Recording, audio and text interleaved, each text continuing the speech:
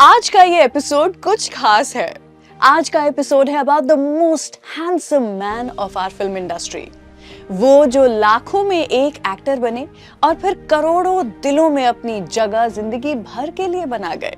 Today on Nasha Biographies, we celebrate the life of the action king, the He-Man, the Yamla Pagla Deevana of Bollywood, Dharmendra.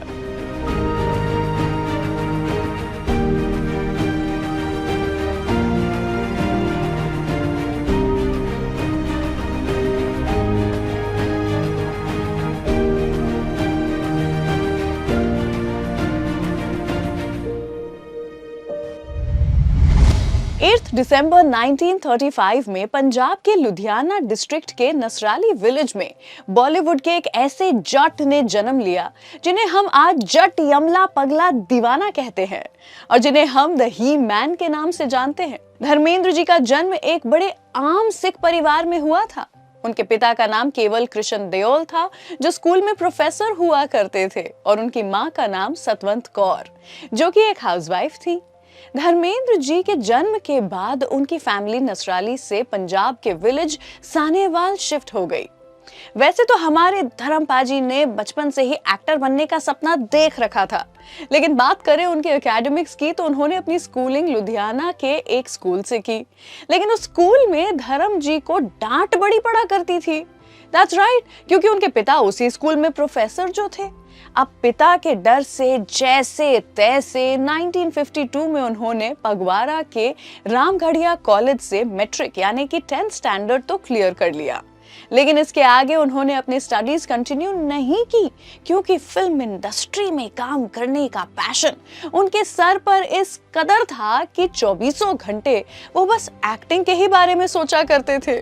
Dharmendra ji को movies देखने का इतना craze था कि जब भी चांस मिलता तो वो अपनी क्लासेस बंक करके फिल्में देखने निकल जाया करते और आए दिन उन्हें अपने पिता से डांट पड़ती रहती।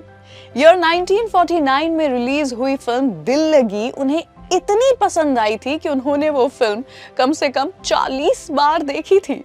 जहां एक तरफ धर्मपाजी सपने सजा रहे थे तो वहीं उनके पिता उनके फ्यूचर को लेकर टेंस रहा करते थे। एक दिन उन्होंने रेलवे में क्लर्क की ओपनिंग देखी और उन्होंने जैसे तैसे धर्मेंद्र जी को रेलवेज में एज अ क्लर्क 250 रुपए मंथली सैलरी पर लगा दिया। धर्मेंद्र जी की जॉब लगने के बाद उनकी फैमिली ने उनकी शादी एट द एज ऑफ 19 प्रकाश कौर के साथ करवा दी। धर्मेंद्र जी की शादी के बाद फैमिली में सबको लगने लगा कि अब घर संभालने की जिम्मेदारियां होंगी तो एक्टर बनने की जिद जो है वो अपने आप ही छूट जाएगी। लेकिन हमारे ही मैन इतनी आसानी से गिव अप थोड़ी करने वालों में से थे।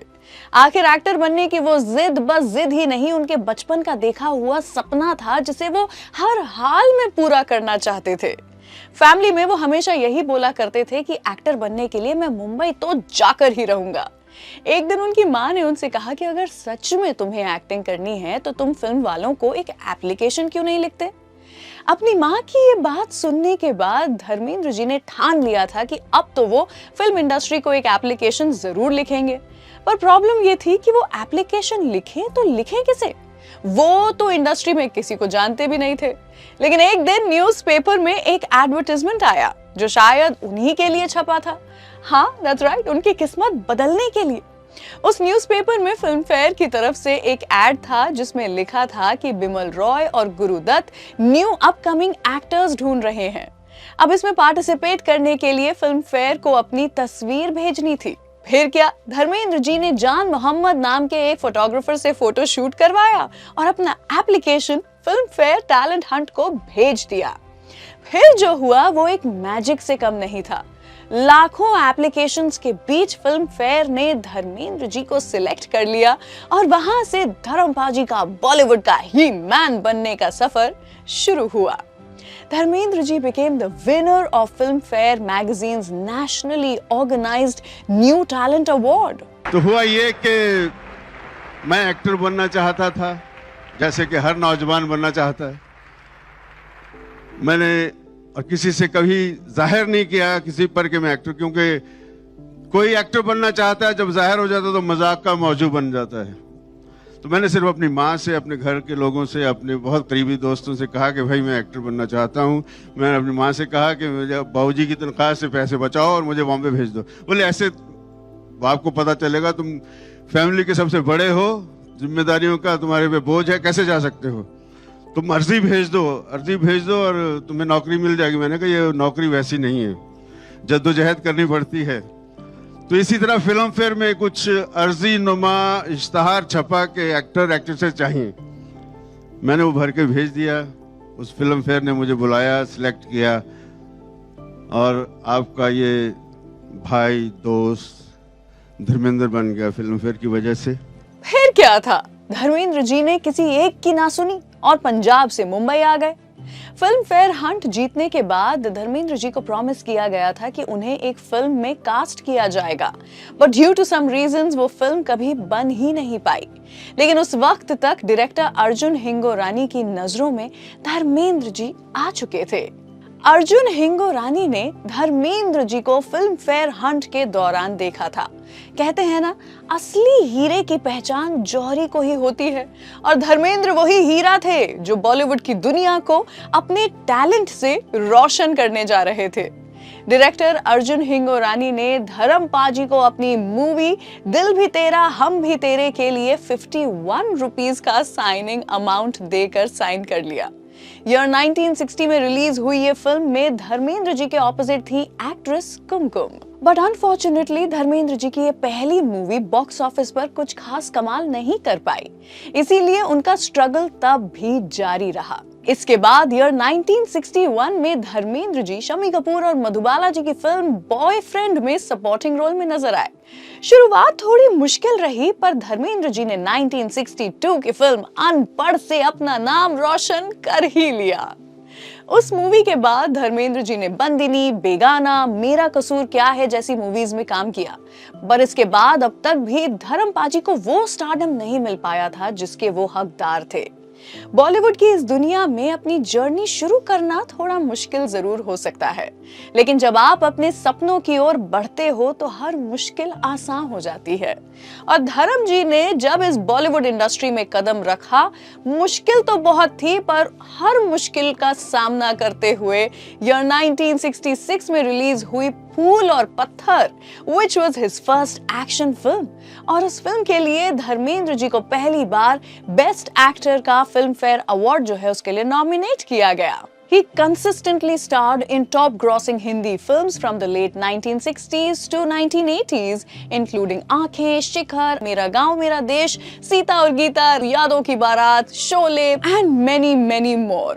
धर्मेंद्र जी का एक्शन स्टाइल ऑडियंस को बहुत पसंद आने लगा और आखिरकार धर्म पाजी को वो स्टारडम मिल ही गई जो हर एक्टर चाहता है। एक्शन हीरो के रूप में धर्म जी ने 1975 में शोले, 1977 में धर्मवीर, 1987 में लोहा हुकूमत जैसी कई एक्शन मूवीज की। एक ऐसा एक्शन हीरो जो अपने सारे एक्शन सीक्वेंसेस खुद ही शूट किया करते थे। धर्मेंद्र जी ने अपने एक्शन हीरो कैरेक्टर के स्टंट्स के लिए कभी भी बॉडी डबल का यूज नहीं किया। इनफैक्ट ईयर 1976 में रिलीज हुई फिल्म मां, इसमें धर्म जी एक टाइगर के साथ फाइट करते हुए नजर आए थे, और उस सीन में जो टाइगर था वो कोई प्रॉप नहीं था बल्कि एक रियल टाइगर था। और बस एक्शंस में ही नहीं, रोमांस और कॉमिक रोल्स में भी वो काफी फेमस होते जा रहे थे। 4 अप्रैल 1969 में ऋषिकेश मुखर्जी की मूवी सत्यकाम में धर्म जी की एक्टिंग देखकर ऑडियंस शॉक हो गई। कोई ऐसा सोच ही नहीं सकता था कि धर्मेंद्र जी इस तरह के रोल्स भी कर सकते हैं, लेकिन सबको ये मानना पड़ा कि धर्मेंद्र जी किसी भी तरह के रोल, कैरेक्टर आसानी से परफॉर्म कर सकते हैं। कुछ ही सालों में धर्मेंद्र जी फिल्म इंडस्ट्री के सुपरस्टार बन गए। उस दौर की हर एक्ट्रेस धर्मेंद्र जी के साथ काम करना चाहती थी। धर्म पाजी ने कई फेमस एक्ट्रेसेस के साथ काम किया भी, जैसे शर्मिला टैगोर, वहीदा रहमान, मीना कुमारी, मुमताज, माला सिन्हा, जीनत अमान और हाँ, आशा पारेख। हर एक्ट्रेस के साथ उनकी ऑन स्क्रीन केमिस्ट्री कमाल की थी, पर एक एक्ट्रेस ऐसी थी जिनके सिर्फ ऑन स्क्रीन केमिस्ट्री ही नहीं बल्कि ऑफ स्क्रीन केमिस्ट्री के भी काफी चर्चे रहे। ऑफ कोर्स मैं बात कर रही हूँ हेमा मालिनी जी के बारे में।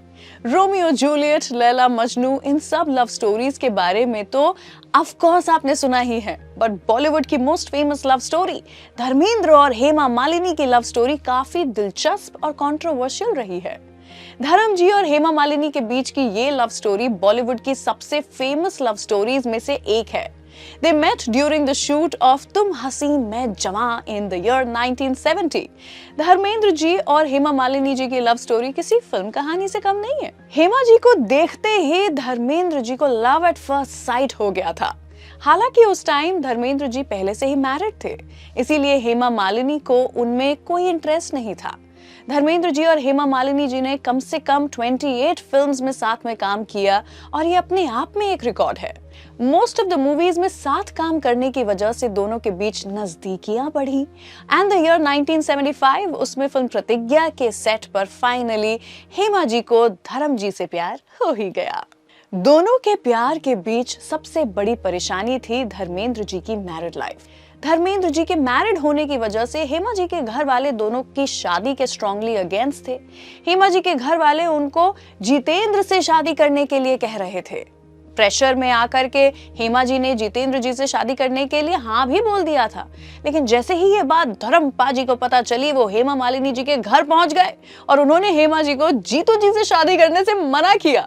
इस तरह जितेंद्र और हेमा मालिनी की शादी होते होते रह गई।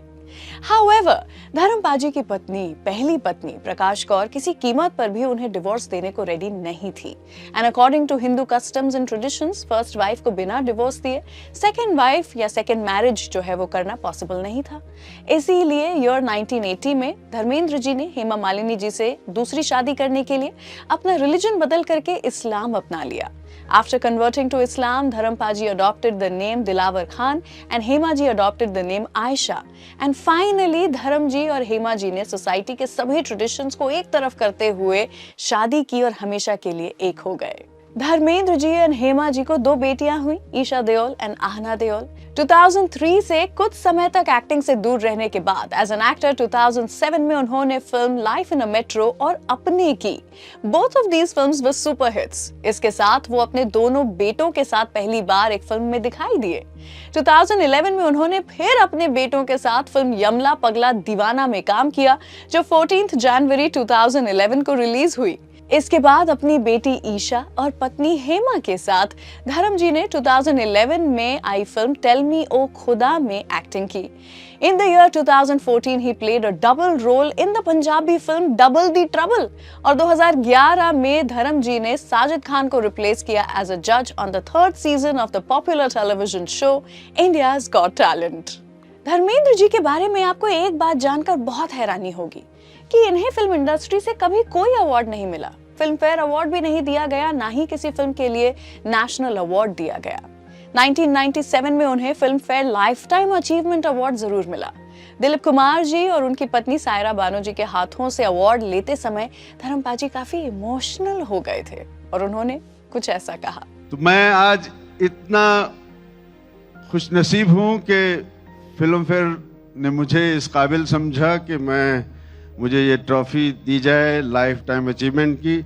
उससे ज्यादा खुशनसीब मैं हूं कि आज ये ट्रॉफी उस बादशाह के हाथ से मिली है, उस अजीम शख्सियत के हाथ से मिली है जिसको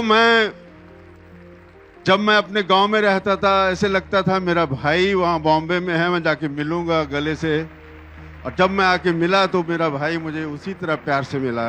इस मौके पर दिलीप साहब ने धर्मपा जी की खूबसूरती की बड़ी तारीफ की थी और कुछ ऐसा कहा था। बहुत से साल हो गए जब मैंने पहली बार धर्म को देखा था और देखते ही मुझे मेरे दिल में एक उमंग पैदा हुई कि अल्लाह मुझको ऐसे ही बनाया होता तो क्या था। इस कदर खूबसूरत, हसीन, सेहतमंद चेहरा, आंखों से रोशनी, रूहानी रोशनी टपकती थी। 2012 में इंडियन गवर्नमेंट ने धर्मेंद्र जी को देश का तीसरा सबसे बड़ा अवार्ड यानी कि पद्म भूषण से नवाजा, सम्मानित किया। 2023 में आई रॉकी और रानी की प्रेम कहानी में धर्मेंद्र जी रणवीर सिंह के दादा के रोल में नजर आए। उनके चार्म ने, उनके स्टाइल ने, उनके रोमांटिक अंदाज ने हम सबको एक बार फिर से यमला, पगला, दीवाना बना दिया। वो जब ऑन स्क्रीन रोमांस करते तो हर कोई शर्मा जाता। ही मैन बन के विलन्स की कुछ ऐसे छुट्टी करते कि हर कोई कांप जाता। Celebrating the life of the most loved man of the Indian film industry, Dharmendra. आप जैसा दिलदार अभिनेता इस इंडस्ट्री ने ना कभी देखा था और ना ही कभी देखेगा। We love you, धर्म जी।